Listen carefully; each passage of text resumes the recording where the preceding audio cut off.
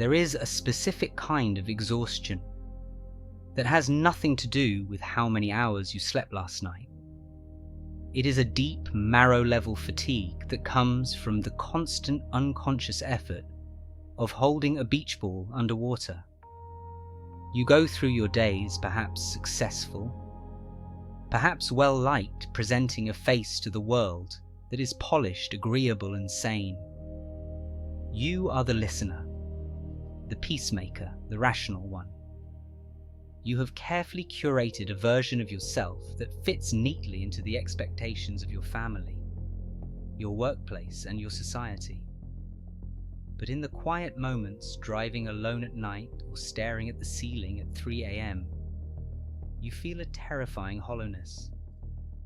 Or worse, you feel a sudden, violent surge of something else. A flash of irrational rage at a slow cashier. A strange, intrusive thought that is so dark, so perverse, or so cruel that you immediately recoil from it thinking, where did that come from? That isn't me. You treat these moments as glitches. You treat your anxiety, your sudden depressions, and your irritability as foreign invaders attacking the fortress of your personality. You believe that if you could just meditate enough, work hard enough, or purify your thoughts enough, these dark impulses would vanish, and you would finally be the perfect being you are pretending to be. But you are wrong, and deep down you know you are wrong. This friction you feel, this sense that you are an imposter in your own life, is not a sign that you're broken. It is a sign that you are split. You are suffering from a civilized sickness that Carl Jung identified over a century ago.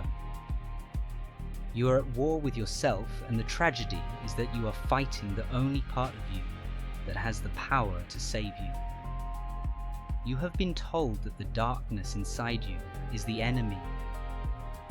But Jung's most terrified and liberating discovery was the exact opposite. The shadow is not the enemy. It is the doorway. To understand why you feel this way, we must look at the architecture of your psyche through the lens of analytical psychology. Jung proposed that what you call I, your conscious personality, is merely a thin island floating on a vast dark ocean. This island is the ego.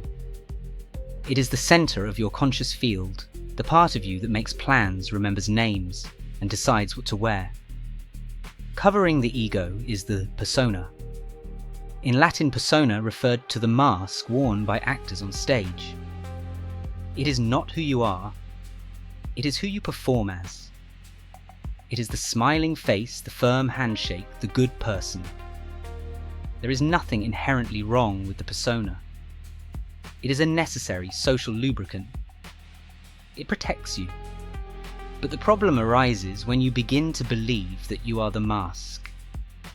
When you identify so completely with being the nice guy, the perfect mother, or the stoic professional, you create a catastrophic imbalance, because the human psyche is a total system, and it demands wholeness, not perfection.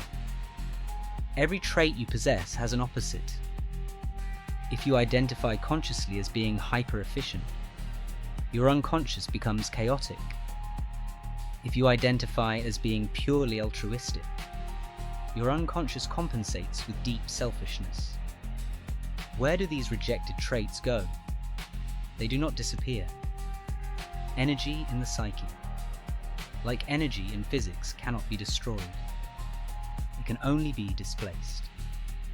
Jung argued that everything you denied, suppressed, and deemed unacceptable during your development, your aggression, your sexuality, your laziness, your jealousy, but also your creativity and your power, was cast down into the unconscious. There it coalesced into a living, breathing, distinct personality within you. Jung called this the shadow. The shadow is everything you refuse to be. It is the spare room in the house of your mind where you have thrown every piece of clutter you didn't want the guests to see. But after 20, 30, or 40 years, the room is full. The door is bulging, and the monsters inside are not dead. They are starving. And because they are starving, they are angry. This is why you feel that unexplained anxiety. It is the pressure of the shadow pushing against the door of the persona. Jung famously observed that the brighter the light, the darker the shadow. The more you strive to be perfect, saintly, and agreeable, the more dense, hostile, and absolute your shadow becomes. You think you are running away from your demons, but by running, you are feeding them. You are making them gigantic. The irony which Jung spent his life trying to articulate is that this repression makes us dangerous. A man who acknowledges his capacity for violence is in control of it. A man who believes he is incapable of violence is a puppet waiting for his strings to be pulled by the unconscious. When the shadow is ignored, it doesn't stay in the basement. It begins to project itself outward. This is the mechanism of projection. Have you ever met someone you instantly despised? Someone who, within 5 minutes of meeting them, made your skin crawl even though they hadn't actually done anything to you. You found them arrogant, or perhaps pathetic or overly aggressive. Jung would ask you to look closer at that hatred. That intense emotional charge is a signal. It is a hook. You are seeing your own repressed shadow, reflected in them like a mirror. You hate them because they are acting out the very traits you have beaten out of yourself. You are not reacting to them. You are reacting to a ghost of yourself. This is the state of neurosis. It is a state of being torn in two.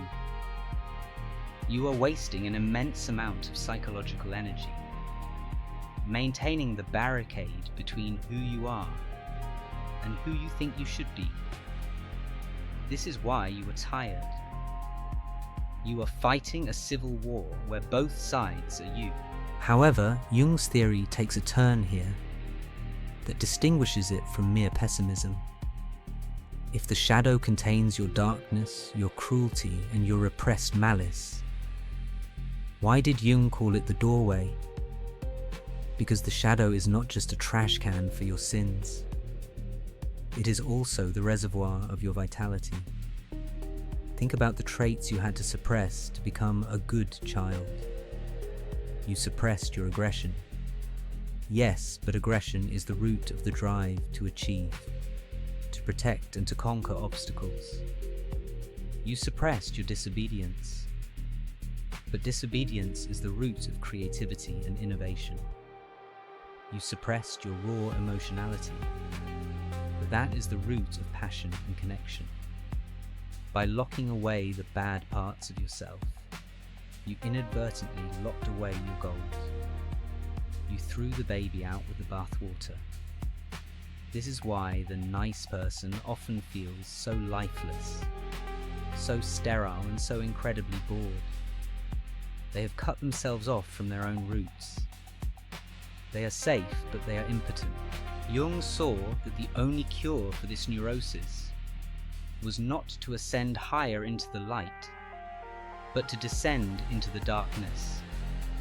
He called this process individuation. It is the terrifying necessary journey of retracting your projections, opening the basement door and shaking hands with the stranger inside. It is the realization that the thing you have been running from is the only thing that can make you whole. The process of facing the shadow is not an intellectual exercise. You cannot think your way through it. It is a confrontation. It is often painful, humiliating, and shocking.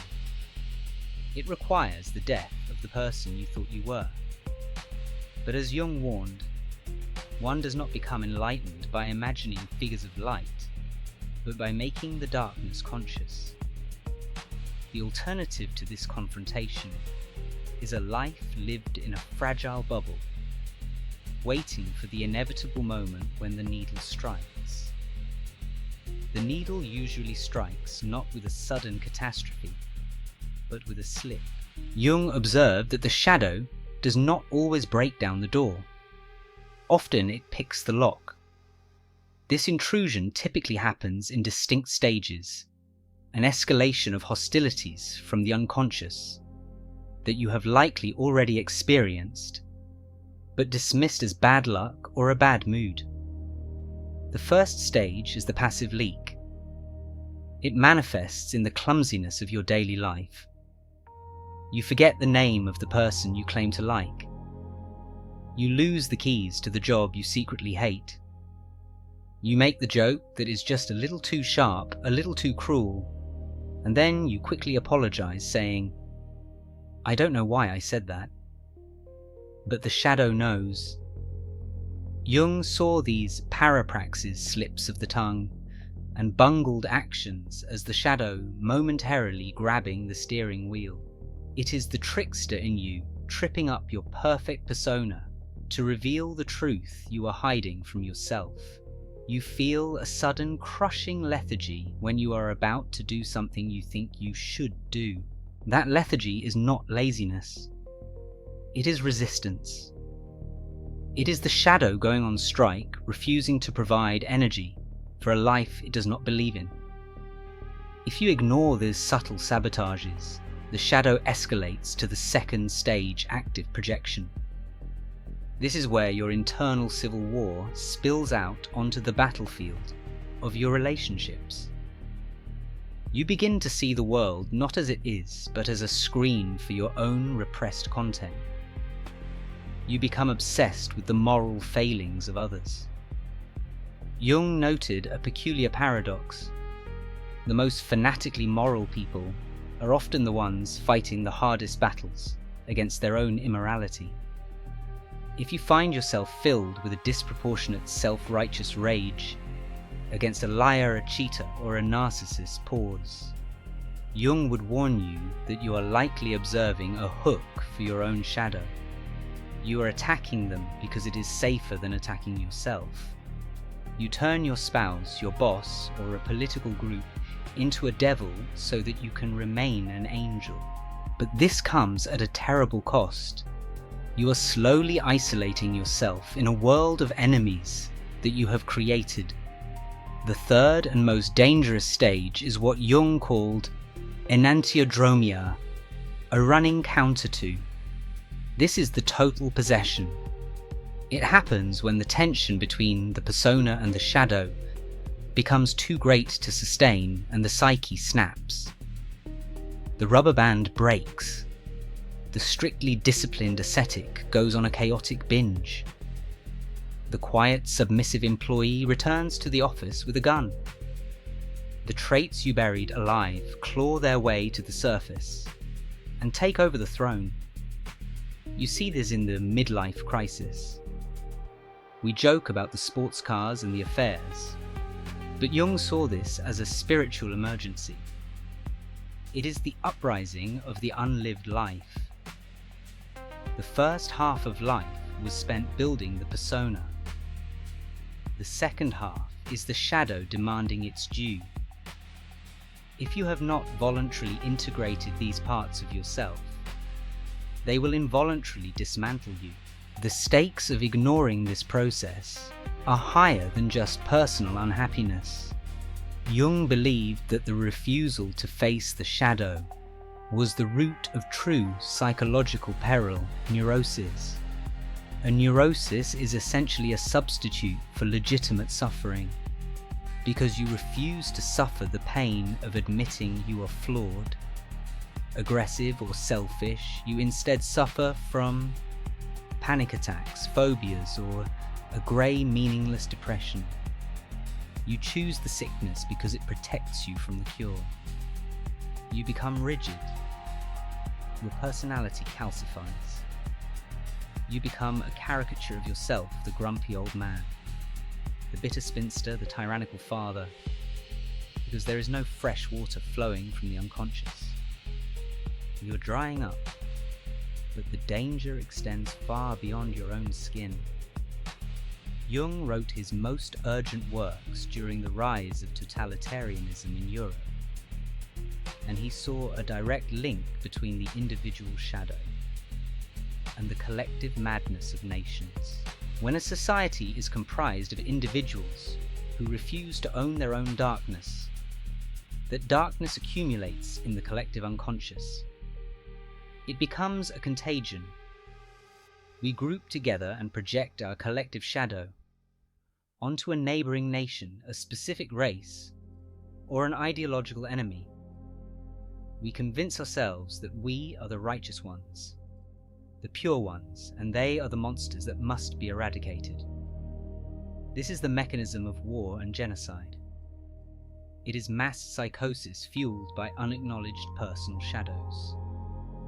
Jung's warning was stark. The gigantic catastrophes that threaten us today are not elemental happenings of a physical or biological kind, but psychic events. We are the greatest danger to ourselves because we do not know who we are. By refusing to face your own capacity for evil, you contribute to the world's capacity for evil. You become a vessel for the mob. You become capable of atrocities precisely because you believe you are incapable of them. A man who knows he is capable of murder watches his hands. A man who believes he is innocent is the one who pulls the trigger, without hesitation, justified by his own perceived sanctity.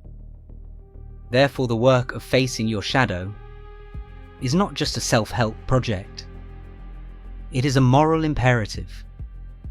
It is the only thing standing between order and chaos. But how do you do it? How do you voluntarily enter the basement you have spent a lifetime locking? Jung did not offer a pill or a simple mantra.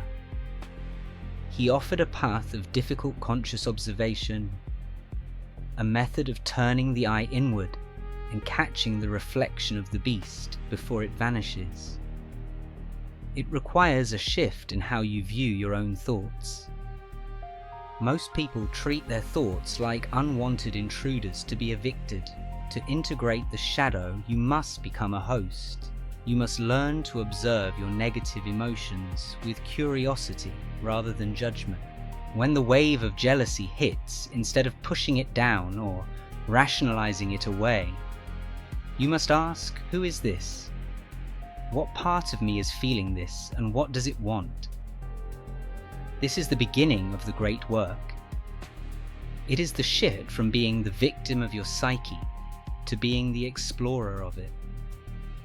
This exploration begins with a technique Jung called withdrawal of projections. It is the mental discipline of reeling in the fishing line. When you feel that surge of judgment towards someone else, you must stop and say, the trait I hate in them is currently active in me.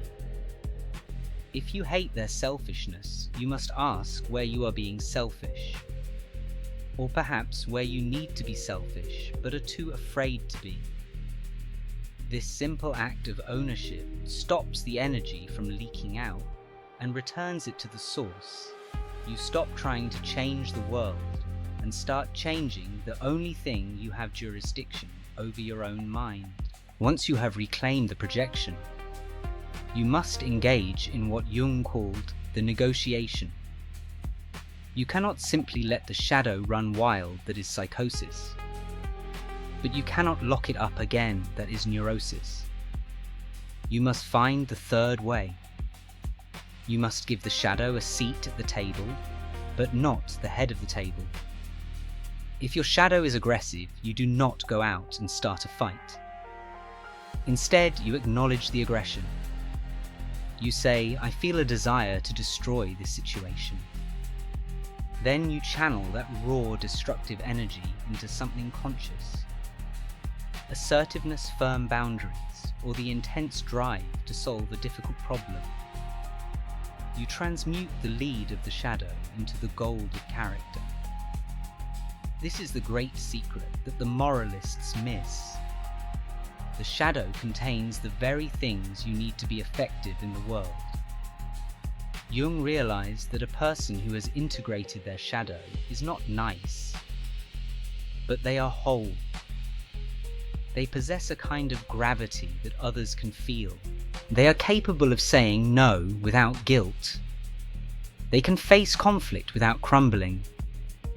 They have teeth, but they choose not to bite. This makes them harmless in the true sense, because a harmless person is not someone who cannot do harm, but someone who could do harm and chooses not to. Consider the golden shadow. In your desperate attempt to be humble, you may have repressed your ambition. In your attempt to be logical, you may have repressed your intuition.